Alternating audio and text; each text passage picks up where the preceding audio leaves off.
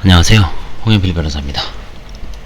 이번 시간에는 변제계획안 및 그 인부결정에 대한 불복 방법, 변제계획 인부결정이 내리기 전에 개인회생 채권자가 채무자가 제출한 변제계획안에 대하여 불복할 수 있는 방법은 수정명령 신청과 변제계획에 대한 이의제기가 있습니다. 변제계획 인가결정 후에는 그 결정에 대한 즉시 항고를 할 수가 있습니다. 변제계획 인부결정 전이 불복방법, 수정명령의 신청. 수정명령의 이의. 법원의 이행의 신청에 의하거나 직권으로 채무자에게 기한을 정하여 변제계획안의 수정을 명할 수 있고 610조 3항입니다. 이 명령을 받은 채무자는 그 기한 내에 계획을 수정해야 됩니다. 그런데 가령 개인회생 채권자 중 1인이 이 기간 내에 채권조사 확정 재판을 신청하는 경우에는 그 주장 내용을 개인회생 채권자 목록의 변제계획안에 반영해야 할 경우가 종종 있을 것이므로 변제계획뿐만 아니라 개인회생 채권자 목록도 수정되어야 합니다. 그런데 법률상 개인회생 채권자 목록은 개인회생 결정 시까지만 수정 가능하게 되어 있어서 개시결정 후에 수정을 하려면 법원의 허가를 얻어야 할 것인데 변제계획안 수정명령의 송달, 개인회생 채권자 목록 수정허가 신청서의 제출, 수정허가, 그 허가에 따른 개인회생 채권자 목록과 변제계획 수정 제출 등이 순차로 이루어진다면 지나치게 많은 시간이 소요됩니다. 따라서 실무상으로는 전화 연락 등을 통하여 채무자에게 사실상 개인회생 채권자 목록 및 변경 계획안의 수정을 명하고 채무자가 개인회생 채권자 목록 수정 허가 신청서를 제출하면서 수정한 개인회생 채권자 목록 및 변제 계획안을 함께 제출하도록 하고 있습니다. 수정 명령을 신청할 수 있는 이해관계일함은 개인회생 절차에 의한 제약을 받는 개인회생 채권자 목록에 기재된 개인회생 채권자를 뜻합니다. 변제 계획안의 작성 권한이 없는 이들에게 독점적 작성 권한을 가진 채무자가 작성한 변제 계획안에 대하여 수정 명령을 신청할 권한을 줌으로써 절차 참여권을 보장하기 위한 것으로 해석됩니다. 수정 명령을 할 수 있는 시기는 변제 계획이 인가되기 전까지는 변제 계획안을 수정할 수 있는 이상 수정 명령을 신청하거나 수정 명령을 발할 수 있는 시기는 변제 계획 인가 전까지로 해석됩니다. 그 다음에 수정명령에 대한 재판. 수정명령을 신청함에 있어서는 수정 내용과 수정 이유를 제시해야 하는데 법원이 이 신청이 구속되는 것은 아닙니다. 수정명령 신청이 있을 경우 법원은 이를 받아들여 수정명령을 하든지 아니면 기각을 하든지 어떤 형태로든 응답을 하지 않으면 아니 됩니다. 이러한 법원의 결정에 대해서 불복을 신청할 수 없습니다. 수정명령의 내용. 수정명령을 함에 있어서는 채무자에게 일정 기한을 정해야 하고 변제계획안 중 어느 부분을 어떻게 수정해야 하는지를 명시해야 됩니다. 수정의 내용은 제한이 없지만 법원의 변제계획안의 작성 권한이 인정되고 있지 않은 점에 비춰보면 적어도 본래의 변제계획안과 본질적으로 다른 내용 수정명령을 할 수는 없습니다. 다만 현재 제출된 변제계획안이 인가요건을 충족시키지 못하는 경우는 이를 충족시키도록 하는 한도 내에서 본래의 변제계획안과 다른 내용의 수정명령을 발할 수 있다고 해석되고 있습니다. 개인회생 예규 8조 3항은 채무자가 같은 조 제2항 1호, 제2호의 규정에 정한 바람직한 변제기간보다 단기간을 변제기간으로 작성하여 제출한 경우에는 법원은 이 각호의 바람직한 변제기간으로 수정할 것을 명할 수 있고 법 제614조의 범죄계획 인가요건, 채무자의 수입 등 재반사정을 종합적으로 고려하여 변제기간을 달리하여 수정을 명할 수 있다라고 규정하고 있습니다. 수정명령 후의 절차. 법원으로부터 수정명령을 받은 채무자는 정해진 기한 내에 명령의 내용대로 변제계획안을 수정하여 제출해야 합니다. 채무자로부터 수정된 변제계획안이 제출된 경우에 법원은 597조 제2항에 의하여 수정된 변제계획안을 개인회생 채권자 및 개인회생 절차 개시된 채무자의 재산을 소지하고 있거나 그에게 채무를 부담하는 자 등에게 송달해야 합니다. 만일 채무자가 법원의 수정명령을 지키지 않았을 경우에 법원은 당해 변제계획안을 인가하지 아니할 수 있습니다. 변제계획안에 대한 이의가 있으며 또 개인회생 절차는 변제계획안의 제출, 인가, 이행, 면책이라는 절차를 거쳐 종국적으로 개인회생 채권자의 권리를 감축시키는 것을 내용으로 하는 절차죠. 그러나 법은 이러한 절차의 진행에 관하여 개인회생 채권자의 동의나 결의를 거칠 것을 요하지 아니한 것으로 하고 있습니다. 다만 개인회생 채권자에게 개인회생 채권자 집회에서 또는 그 집회 종료 시까지 서면 또는 구술로 변제계획안에 대하여 이의를 제기할 권리만을 주고 있을 뿐입니다. 이의를 할 수 있는 자, 변제계획안에 대해 이의를 할 수 있는 사람은 개인회생 채권자 및 회생위원입니다. 채권조사 확정 재판이 계속 중인 등 미확정 상태에 있는 개인회생 채권자도 이의를 할 권리가 있다고 봐야 합니다. 이들 미확정 채권을 보유한 개인회생 채권자도 변제계획안에 의하여 불이익을 당할 우려가 있기 때문입니다. 이의를 제기하는 방식, 채권자 집회에서 진술하거나 집회기일이 종료 시까지 이의신청서를 이의진술서를 법원에 제출하는 방식으로 이에 가름할 수 있습니다. 개인회생 채권자가 이의진술을 개인회생 채권자 집회기일에서 말로 한 때는 법관이 직접 주의하는 채권자 집회였다면 법원 사무관 등이 이를 조서에 기재하고, 회생위원이 진행하는 재판 채권자 집회였다면 회생위원이 이를 보고서에 기재합니다. 회생위원도 이의를 제기할 수 있는데, 회생위원이 진행하는 채권자 집회에서 회생위원이 이의를 제기하는 경우에는 채권자 집회에서 이 내용을 진술한 후 규칙 제90조 제2항에 따른 보고서에 그 이의 요지를 기재하여 법원에 제출하여야 합니다. 개인회생 채권자가 하는 이의 진술은 변제계획이 614조에서 정하고 있는 인가요건을 충족하지 못하고 있음을 그 내용으로 하여야 하고, 그 이유를 구체적으로 나타내야 합니다. 이의제기 효과, 개인회생 채권자 1인 혹은 다수가 변제계획안에 대해 이의를 제기하더라도 당해계획안이 인가요건을 갖추고 있는 한 변제계획 인가를 저지하는 효력은 없습니다. 그러나 변제계획안에 대한 이의가 제기되면 채무자의 변제계획안은 다음과 같은 요건을 충족하지 않으면 법원으로부터 인가를 받을 수 없습니다.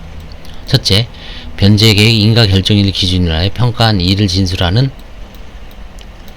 개인회생 채권자에 대한 총 변제액이 채무자가 파산하는 때에 배당받을 총액보다 적지 아니어야 하고, 이건 개별 채권자별로 해야 되죠.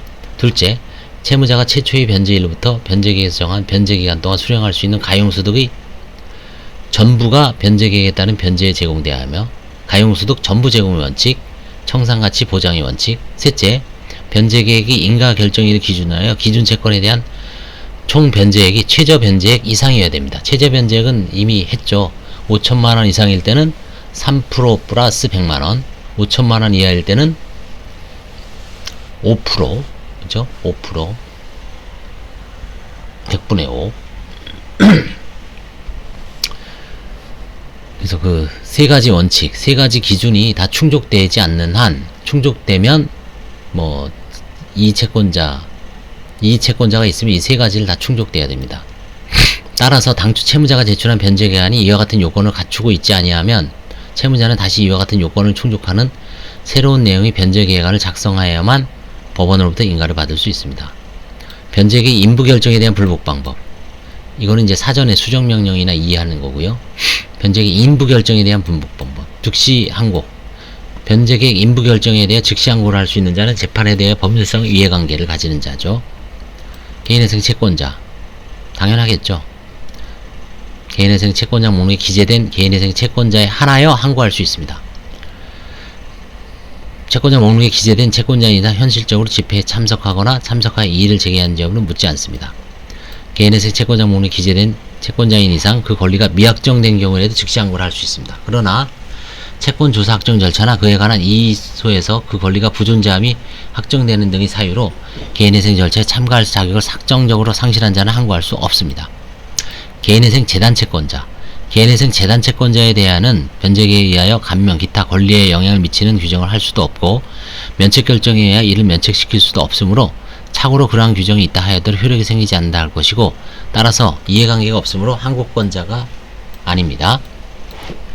별채권자, 별채권자도 변제계획 인가결정에 따라 개인회생 절차의 제약을 받는 불이익이 없으므로 별채권자의 지위에서 변제계획 인가결정에 대해 항고를 제기할 이익은 없습니다. 다만 별채권 부족액에 대하여는 개인회생 채권자의 지위에서 항고를 제기할 권한이 있습니다.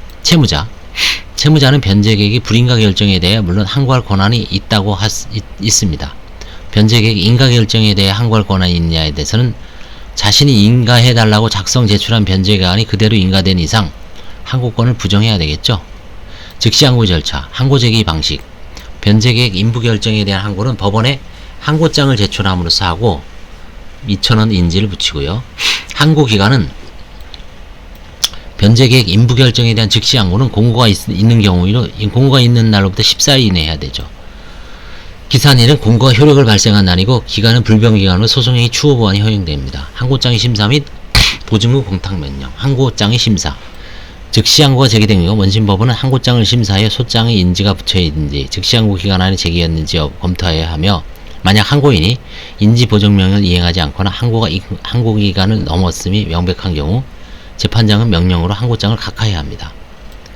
또한 일반 민사소송 절차와 마찬가지로 법원은 항고가 이유 있다고 인정되는 경우 제도위 고안으로서 원결정을 경정할 수 있습니다.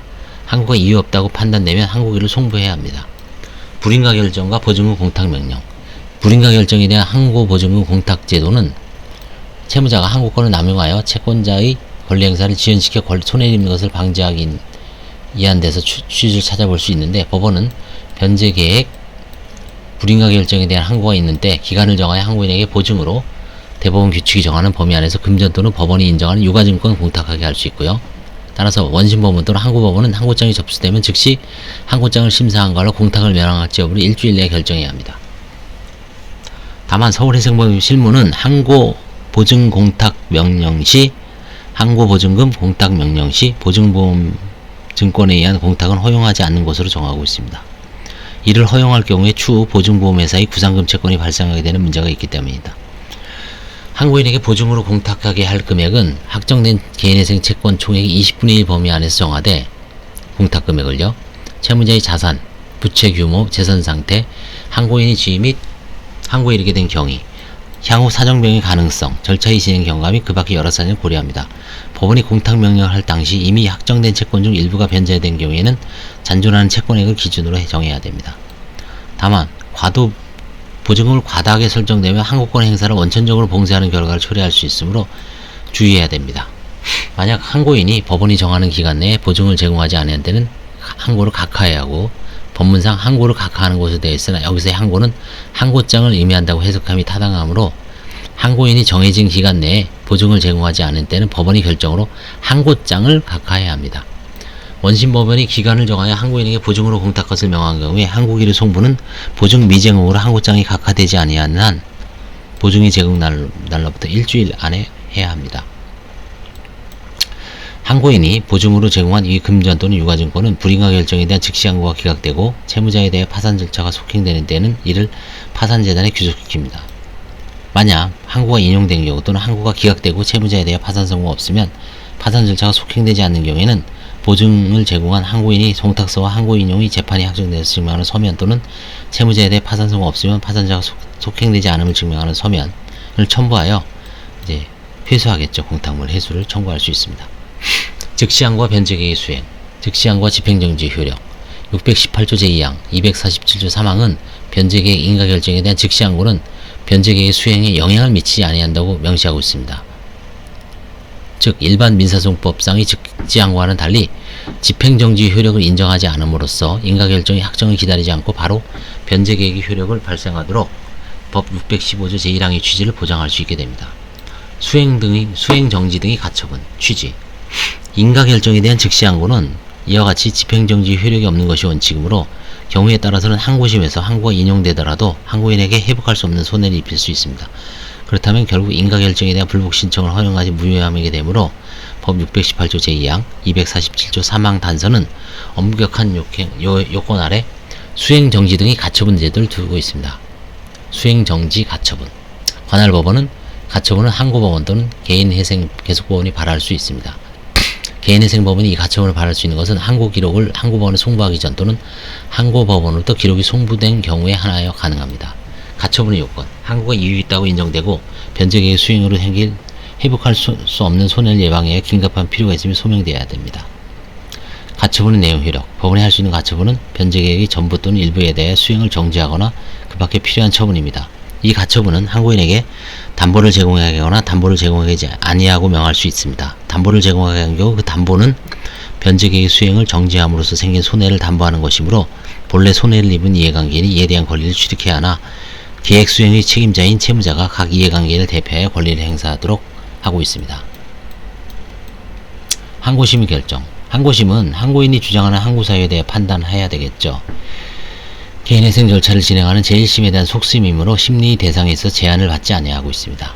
항고심이 항고를 각하하거나 1심의 판단을 수긍하여 항고 기각 결정하는 경우는 별다른 문제가 없는데, 문제는 항고심이 제1심의 결정을 취소하는 경우에 인가 불인가 결정을 직접 할 것인지의 여부입니다. 이는 경우를 나누어 보면 타당합니다. 먼저 1심의 변제계획 인가 결정이 부당하다고 판단되는 경우에는 제1심 결정을 취소하고 이와 동시에 불인가 결정을 선고해야 한다고 해석함이 타당합니다. 이 경우 항고심 재판부에서 그 결정문을 송달해야 됩니다. 둘째, 한편 제1심이 변제계획 불인가 결정이 부당하다고 판단하는 경우에는 인가 결정 후의 변제계획 수행의 감독 등 법상 절차의 지휘를 항고심에서 하는 것이 곤란할 것이므로 항고심은 제1심 결정을 취소하기만 하고 인가 결정을 하지 않은 채 환송해야 합니다. 변제계획 인부 결정에 대한 즉시 항고에 의해서 항고법원이 그 결정을 취소하는 결정하고 항고법원은 주문 이유 유지는 공고해야 하고 이 경우 송달을 하지 아니할 수 있습니다. 재항고 여부의 가부, 재항고 가부의 문제. 개인회생 절차에서도 변제계획 인가 결정에 대한 항고심의 판단 및 변제계획 불인가 결정에 대한 항고심의 항고기각 결정에 대하여 다시 불복하여 재항고를 제기할 수가 있습니다. 그래서 이상 변제계획 인부 결정에 대한 불복 방법 크게 두 가지가 있다 그랬죠. 항고하고 그 다음에 이제 수정명령 이해하는 거 세 가지가 있네요. 결국 그래서 세 가지가 있기 때문에 적절하게 뭐 할 수가 있습니다. 감사합니다.